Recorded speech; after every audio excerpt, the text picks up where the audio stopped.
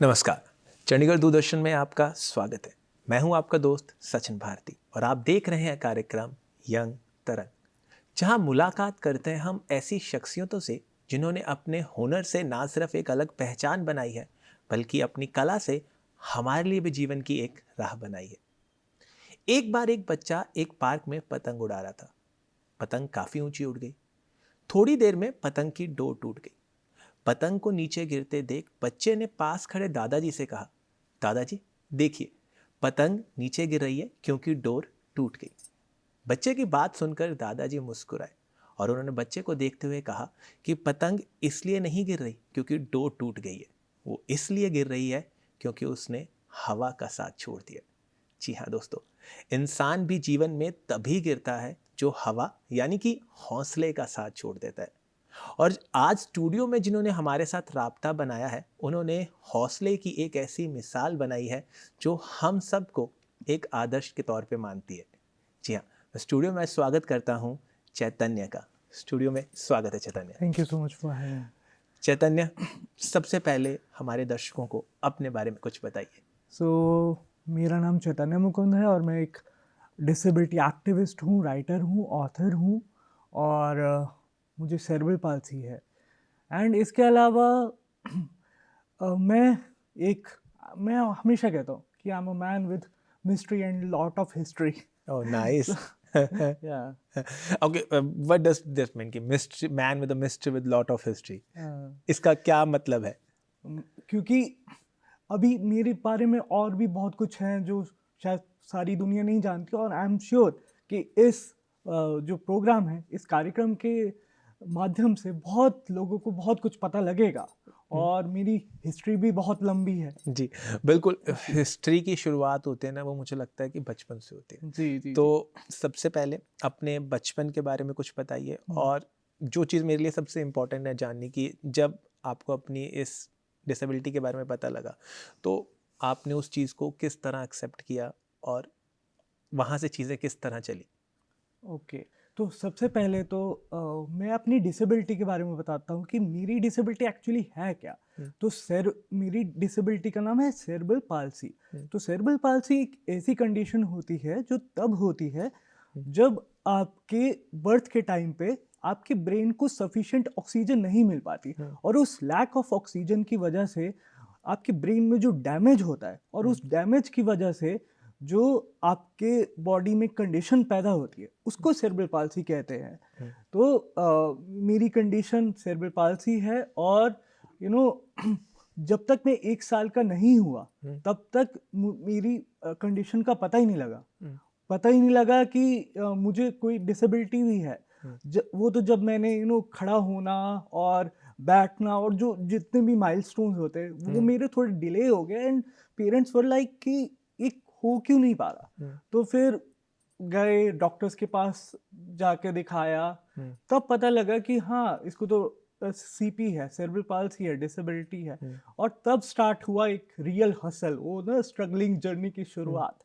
But जैसा आपने कहा कि मैंने अपनी डिसेबिलिटी को कैसे एक्सेप्ट किया, तो एक्सेप्टेंस में मेरे पेरेंट्स का बहुत बड़ा हाथ है। और मुझे लगता है अगर मेरे पेरेंट्स जो अभी हैं, अगर वो नहीं होते, कोई और पेरेंट्स होते, तो शायद मेरी लाइफ वैसी नहीं होती जो आज है। बिकॉज मैंने बहुत सारे ऐसे पर्सन विद डिसेबिलिटी के पेरेंट्स को देखा है जो अपनी हालातों से हार मान बैठते जब उनको पता लगता है कि यार मेरे बेटे को तो सीपी है, मेरे बच्ची को तो सीपी है या कोई और डिसेबिलिटी है, तो वो निराश हो जाते हैं, हार मान जाते हैं। बट मेरे पेरेंट्स ने हमेशा मुझे यही सिखाया कि be limitless, don't give up.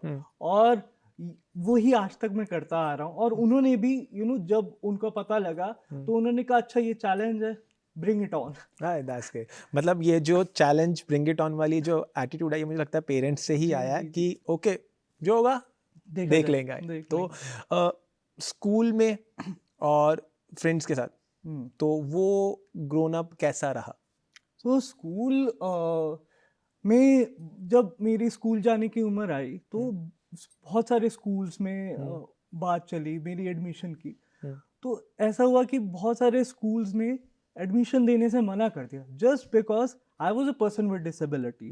और जब मेरे स्कूल डेज थे ना, उस टाइम पे उतनी अवेयरनेस भी नहीं होती थी डिसेबिलिटी को लेके, तो प्रिंसिपल्स वर वेरी इनसेंसिटिव, वो बिल्कुल भी सपोर्टिव नहीं थे। एंड बट स्टिल जैसे मैंने कहा, मेरे पेरेंट्स मेरा बहुत बड़ा सपोर्ट सिस्टम है, तो उन्होंने हर बार जो जब मुझे रिजेक्शन मिली जो प्रिंसिपल्स द्वारा, तो उन्होंने हर बार उस प्रिंसिपल को समझाने की कोशिश की एंड बताने की कोशिश की कि जब हमारे संविधान में ये लिखा हुआ है कि you can't discriminate on the basis of any caste, sex, gender, disability और anything while giving admission to any institution, तो फिर आप कैसे कर सकते हो? तो ऐसी बहुत लंबी लड़ाइयाँ मेरे पेरेंट्स ने मेरे लिए लड़ी हैं, और जिन लड़ाइयों की वजह से आज मैं यहाँ पे बैठा हूँ आपके सामने। एंड जब एक सपोर्टिव स्कूल मिला भी, जब एक सपोर्टिव प्रिंसिपल मिले भी, तो उसके बाद भी जब एक बार स्कूल में एडमिशन हो गई, तो स्ट्रगल खत्म नहीं हुए। लोगों को लगे स्ट्रगल खत्म हो गया, अब तो उसका एडमिशन हो गया, अब सब कुछ सही होगा, बट ऐसा नहीं हुआ। लेवल अप हो गया, स्ट्रगल का नया चैप्टर स्टार्ट हो गया, लेवल अप हो गया, because then I had challenges in studies because I was dyslexic, और उस टाइम पे डिसलेक्सिया के बारे में उतनी अवेयरनेस थी नहीं। वो तो जब तारे जमीन पर आई तब लोगों को जानने का मौका मिला। एंड आई वाज लाइक, जब मैं तारे जमीन पर देख रहा था, आई वाज लाइक यार अगर मेरे टाइम पे आई होती तो शायद उतना स्ट्रगल नहीं करना पड़ता जितना मैंने किया। और उसके अलावा डिसलेक्सिया के अलावा भी I was slow in writing because of my disability. तो मेरे नोट्स जो थे, क्लास वर्क था, वो कंप्लीट नहीं हो पाता था। जैसे अगर मान लो टीचर ने ब्लैक बोर्ड पे कुछ लिखा है, वो नोट्स लिख रही है, मैं नोट उसको कॉपी नहीं कर पाता था पूरी तरीके से, तो मेरे नोट्स, मेरे क्लास वर्क पीछे रह जाता, वो इनकम्प्लीट रह जाता था।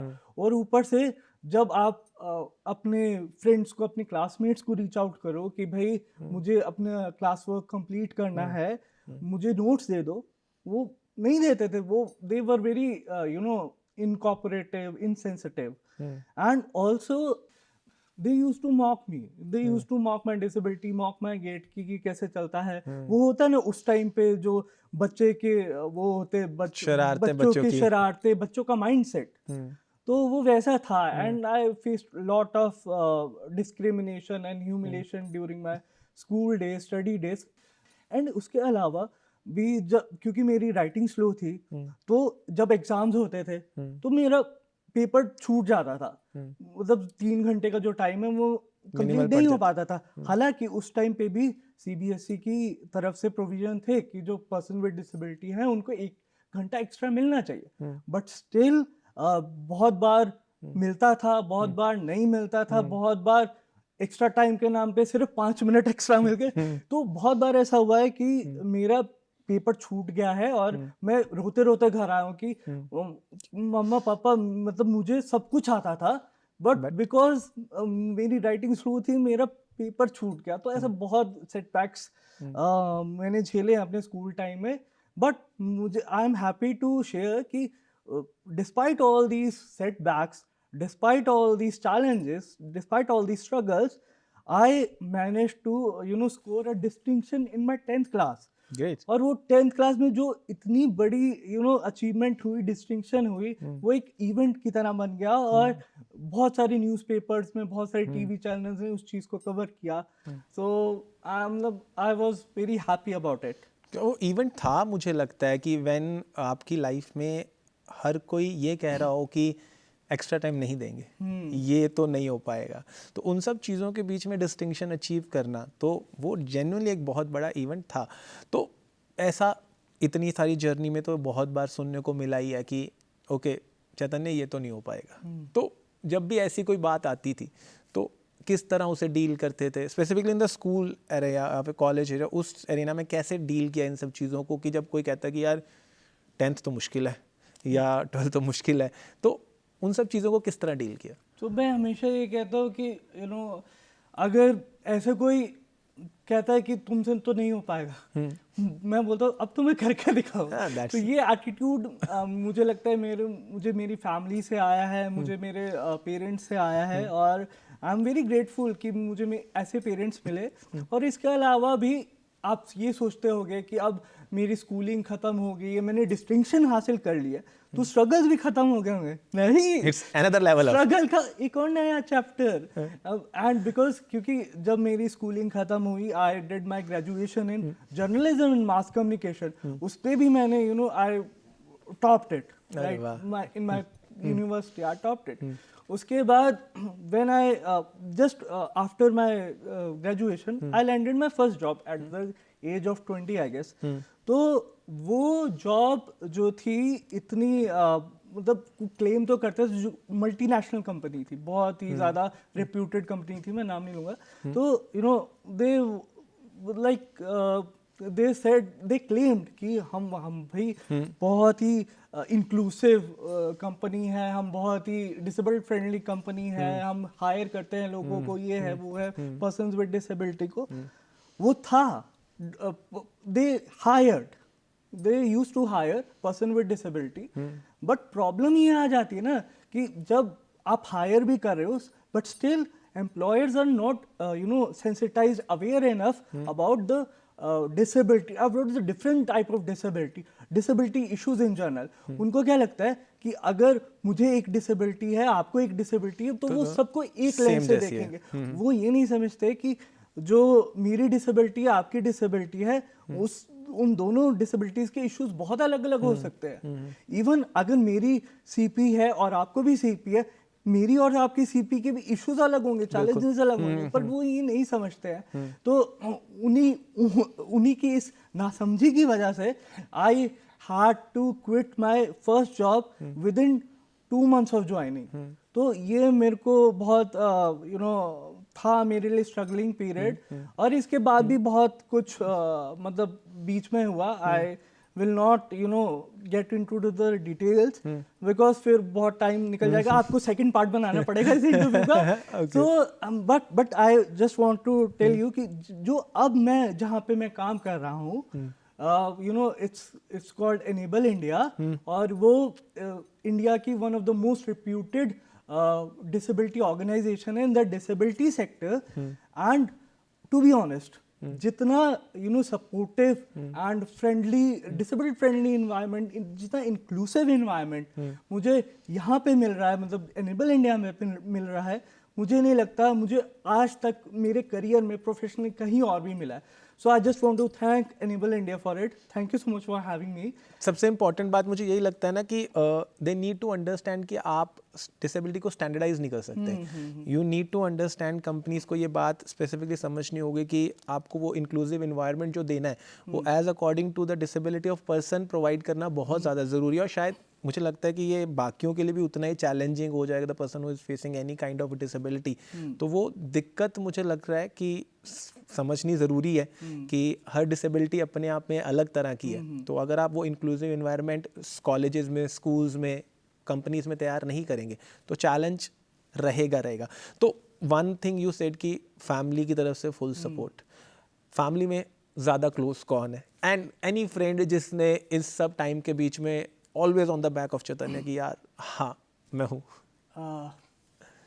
सो पहले मैं इससे पहले कि मैं आंसर दूं इस चीज़ का, मैं बस यही आपका जो पिछला क्वेश्चन था कि कंपनीज जो हैं सेंसिटाइज नहीं है, एजुकेशनल इंस्टीट्यूशन इतनी सेंसिटाइज नहीं है ये डिसेबिलिटीज को लेके। बस उनको एक अगर ये सिंपल सी बात समझ आ जाए ना कि जैसे 5 उंगलियां होती है, 5 उंगलियां कभी बराबर नहीं होती। अगर वैसे ही डिसेबिलिटी भी बराबर नहीं होती। अगर उनको एक ये चीज दिमाग में पल्ले पड़ जाए तो मुझे लगता है सब कुछ सॉर्ट आउट हो जाएगा। जी बिल्कुल। एंड जहाँ तक आपकी अभी क्वेश्चन का सवाल है कि who was my support system through out the friends में और मम्मी डैडी में से ज़्यादा पुश किसकी तरफ से मिलता है? होता है ना, मुझे लगता है कि ऑलवेज ऑन द साइड की घर में एक पेरेंट तो ज़्यादा पुश देता है कि हाँ मैं हूँ। मुझे लगता है पुश तो दोनों ही देते हैं, मतलब दोनों ही वो like they are like always pushing me to my limits कि हाँ तुमने ये करना है करना है करना है करना है करना है. सो फॉर एग्जाम्पल अभी पिछले दिनों मैंने कुछ मतलब I was too occupied with my work and suddenly मुझे मेरे पेरेंट्स कहते हैं कि कल एक टॉक है, तुमने वहां पे जाके you know you have to talk about disability inclusion and ये क्वेश्चंस है. मैंने कहा ये एक दिन में मैं कैसे कर पाऊंगा, you know I have to you know manage work and I have to prepare for this talk as well. But उनको मेरे पे बहुत भरोसा है एंड भगवान की दया से आज तक कभी मैं भरोसा तोड़ नहीं पाया हूँ. And they have a reason यार कि बट मैं बहुत नर्वस था उस टाइम पे कि मैं दोनों को मैनेज कैसे करूंगा, बट थैंकफुली वो हो गया, सब कुछ हो गया. तो दोनों ही बहुत इक्वली पुशी हैं.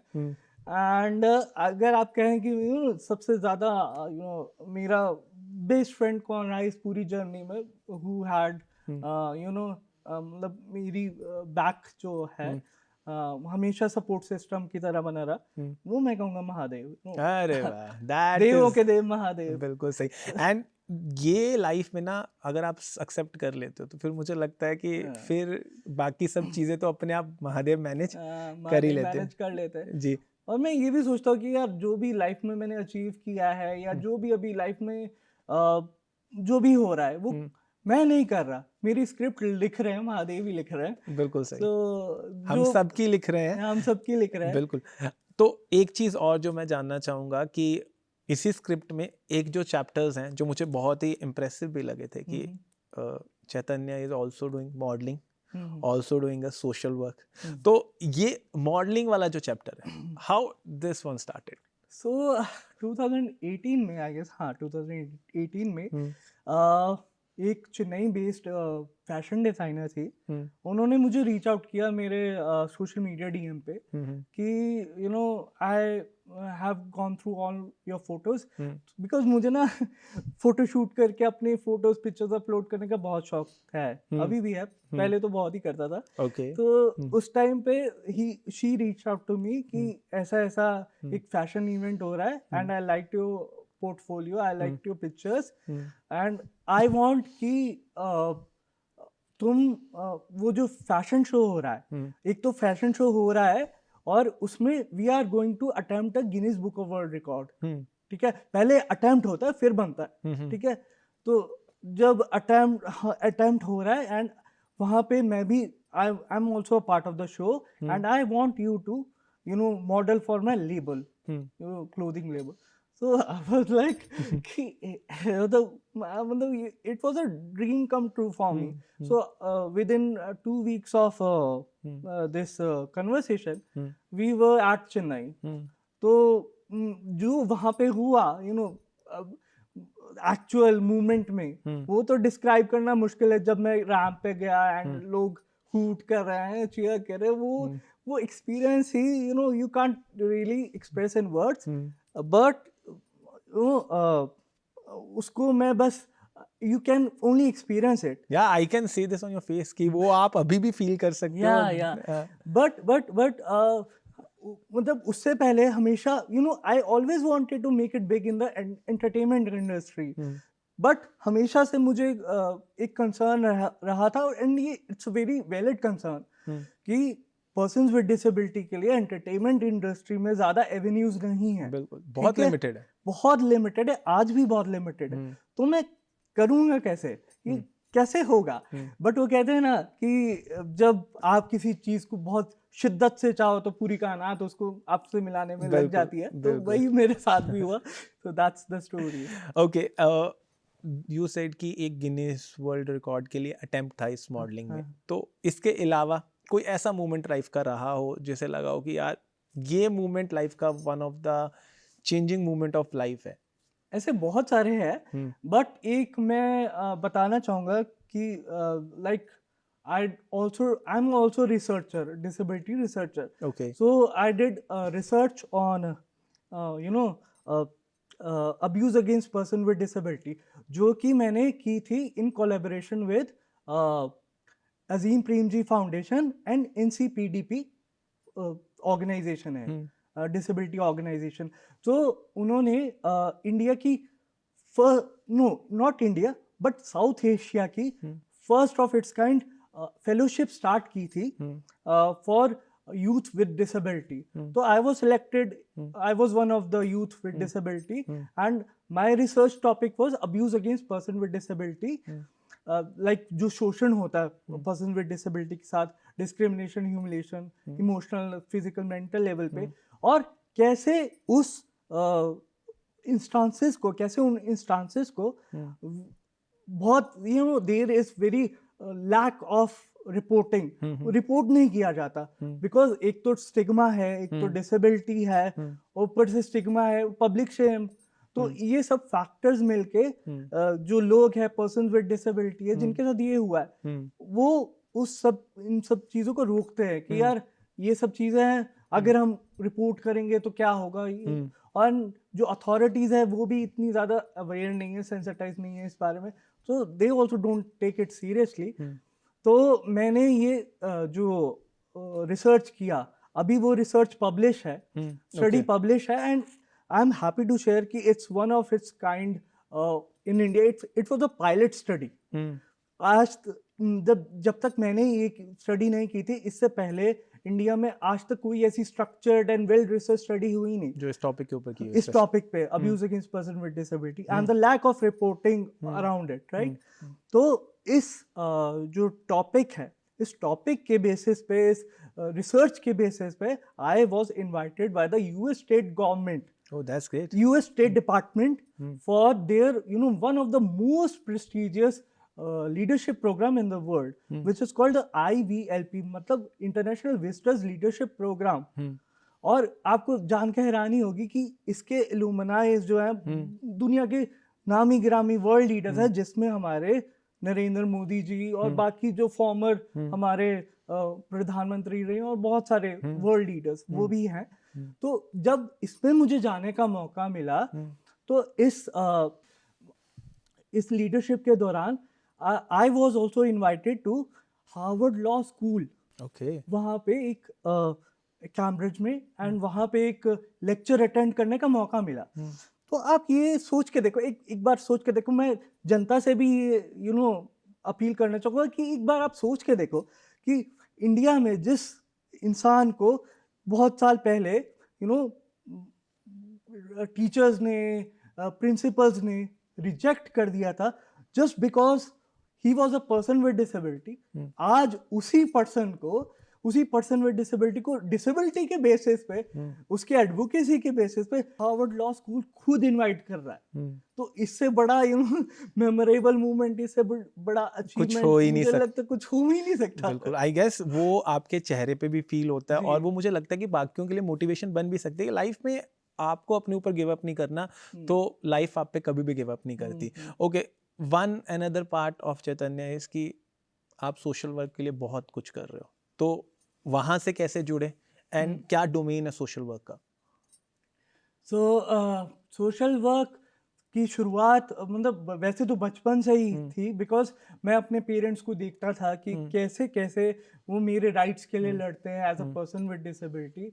तो उन्हीं को देख देख के जब मेरा एक एप्रोप्रिएट एज आई, तो उन्होंने कहा कि जैसे हम तुम्हारे लिए जिंदगी भर अब लड़े, अब तुम्हारी बारी है कि तुम लोगों के लिए, तुम अपने पर्सन विद डिसेबिलिटी कम्युनिटी के लिए लड़ो।